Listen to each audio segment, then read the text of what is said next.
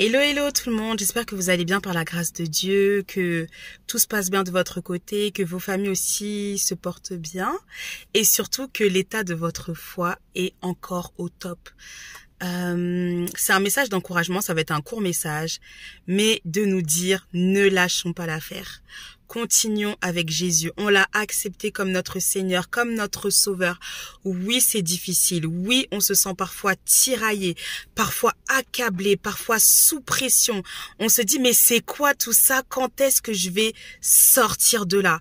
J'ai un message à te dire, mon frère. J'ai un message à te dire, ma sœur. La persécution ne durera pas toujours. Et lorsqu'on sent que les flèches de l'ennemi sont en train de s'accélérer sur nous, qu'on sent la main de l'ennemi s'appesantir sur nous, alors on doit se dire non. Canaan est là. Tout simplement. En fait, je vais partager avec vous ce que le Seigneur m'a dit. Il m'a dit, Malouamé, c'est très simple. Canaan, c'est pour les soldats, c'est pour les vaillants. Voilà. Va jusqu'au bout, avance avec le Saint-Esprit, que le Saint-Esprit soit ton meilleur ami, qu'il soit ton intime. Vous savez, alors c'est vrai que tout dépend de quelle manière est-ce qu'on a reçu Jésus, de quelle manière on a été enseigné, etc. Mais ce qui est sûr, c'est que notre Dieu est le Dieu 3 fois saint. Il est El Shaddai, il est un. Mais c'est Dieu le Père, Dieu le Fils et Dieu le Saint-Esprit. Le Fils est venu présenter le Père. Et il a dit quoi? Celui qui m'a vu a vu aussi le Père. Ok. Maintenant, le Saint-Esprit, c'est qui? Il y a des personnes, effectivement, qui ont reçu Jésus-Christ comme leur Seigneur et leur Sauveur. Et directement, on leur a expliqué qui était le Saint-Esprit, comme quoi on pouvait lui parler, comme quoi on pouvait l'adorer, etc. Moi, personnellement, ce n'était pas mon cas. Effectivement, tout au long de ma vie, comme vous avez pu le voir dans les émissions, par exemple, un moment de lecture avec Yeshua et Maloua ou The Real Talk, le ciel est ouvert, j'ai expliqué effectivement que j'avais déjà rencontré des anges, mais à un moment donné, par exemple, j'avais un groupe de jeunes adultes à l'église à l'époque et quand je relisais vraiment les leçons qu'on faisait, je me disais mais attends, mais qui a écrit ça? C'était tellement comment dire, des enseignements profonds. Franchement, c'était de la profondeur. Et je me suis dit mais attends, ça c'est quelle théologie, ça vient d'où?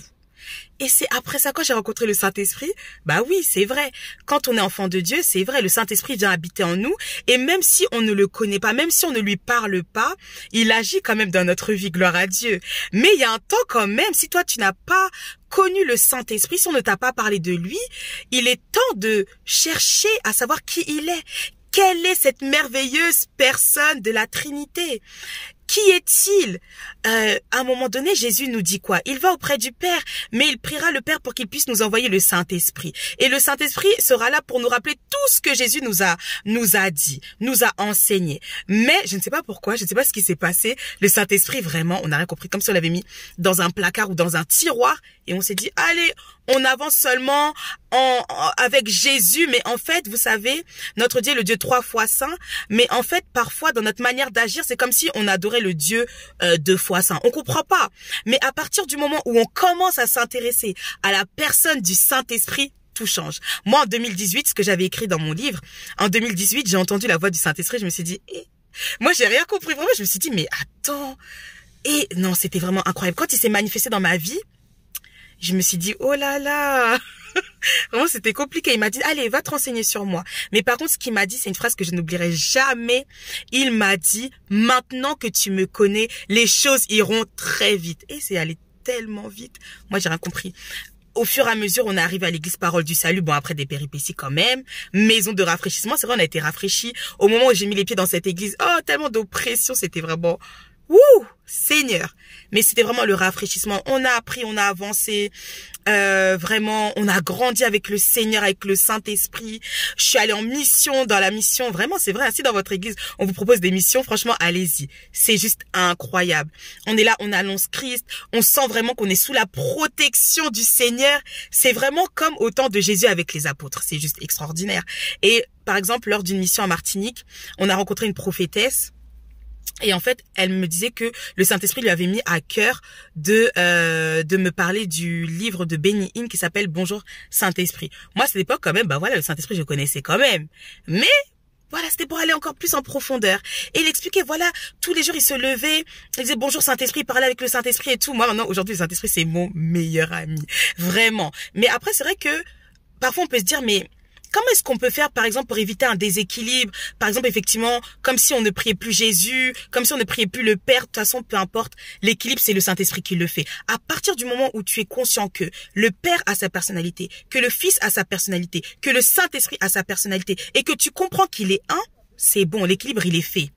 Mais en tout cas, le Saint-Esprit, c'est la clé du surnaturel. Voilà pourquoi beaucoup de personnes n'arrivent pas à manifester les dons et la puissance du Saint-Esprit. Pourquoi? Parce que tu ne le connais pas. Comment tu veux manifester quelque chose qui est donné par quelqu'un que tu ne connais pas? Eh ben, tu ne pourras pas. Donc, ça veut dire qu'on va prier pour les malades, effectivement. On verra des choses, mais on ne verra pas, on ne sera pas dans la plénitude, dans la profondeur de Dieu. Et c'est ce que je nous souhaite. Et donc, oui, effectivement, parfois, on peut être combattu, on peut sentir des flèches, même physiques, hein, vraiment, il y a des fois, on est même fatigué. Mais le Saint-Esprit est là pour nous parler. Je sais pas, j'ai à cœur de vous partager ça. En fait, alors que, voilà, Jésus, je l'entendais, il m'a dit, en fait, comment est-ce que tu peux imaginer la Trinité? Tu peux l'imaginer en fait dans le sens où c'est comme si le Père c'est le trésor, moi Jésus je suis la carte et le Saint-Esprit c'est la boussole. Tu veux le trésor, mais tu ne veux pas la carte, tu ne veux pas la boussole et en fait c'est ça. Et donc du coup, ça nous permet aussi d'avoir une image. Et aussi, ce qu'il m'avait dit sur le Saint-Esprit, c'est que le Saint-Esprit, lui, c'est comme si c'était le micro. Vous voyez un peu? Ça veut dire que le Père a une pensée à transmettre à son peuple et le Saint-Esprit, c'est comme si c'était le micro.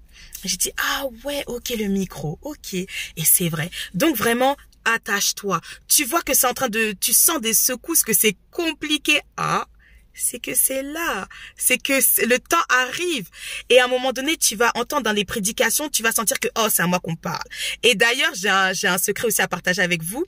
Lorsque vous allez à l'église et qu'il y a une prédication à écouter, demandez au Saint-Esprit de souffler sur vos cœurs. Moi, le Saint-Esprit m'avait donné cette astuce-là. Il m'a dit non. Il m'a dit, ok, le message, mais tu me demandes. Saint-Esprit, donne-moi le message dans le message. Mon message dans le message. Souffle sur mon cœur. Souffle sur moi. Parle à travers à travers ton serviteur. Que ce soit toi que l'on voit et pas l'homme. Et là, vraiment, ça change tout. Et c'est tellement merveilleux. Vraiment, ce dimanche, on a expérimenté quelque chose de tellement incroyable. Dieu est... Et non, il est descendu. Vraiment, c'était incroyable. Carrément, moi, je sais même pas comment ça se faisait au niveau du service. Ce jour-là, j'étais derrière le pasteur, donc j'étais vers l'autel. On a senti le shift. Il y a des frères et sœurs qui ont couru vers l'autel pour aller prier, pour se mettre à genoux. J'ai dit, mais non. Et c'était extraordinaire. On veut des cultes comme ça. De toute façon, moi, je suis une exagéreuse. Comme on a dit, non? On a dit, il y a la team des gens qui aiment quand ça déborde. Quand les cultes débordent, et il y en a qui aiment quand c'est l'heure et tout carré. Moi, personnellement, je suis pour la liberté du Saint-Esprit, et c'est vrai que quand on lui laisse tout le temps, alors là, c'est juste extraordinaire. Donc vraiment, voilà, tenez bon, tenons bon, et oui, lorsque c'est dur, on peut entendre la voix du Saint-Esprit qui te dit, mon enfant, tiens bon, ça arrive, la porte est en train de s'ouvrir, et ne pense pas que ce n'est pas parce que tu ne me vois pas agir que je n'agis pas. Voyez un peu. Et d'ailleurs, en fait, le Seigneur m'avait mis... D'ailleurs, là, le dimanche, il y a un verset qui est sorti. Psaume 46, verset 10. Arrêtez et sachez que je suis Dieu.